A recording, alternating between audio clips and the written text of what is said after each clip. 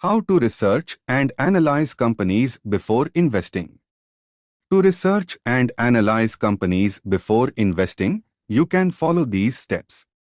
Look at the company's financial statements, review the income statement, balance sheet, and cash flow statement to get an idea of the company's revenue, expenses, assets, liabilities, and cash flow. Study the company's management and governance. Look at the company's management team and board of directors to see if they have a good track record and experience in the industry. Analyze the company's industry and competition. Understand the company's place in the industry, its major competitors, and the trends and challenges that are affecting the industry. Review the company's growth prospects. Look at the company's past performance, current business model, and future plans to see if it has potential for growth.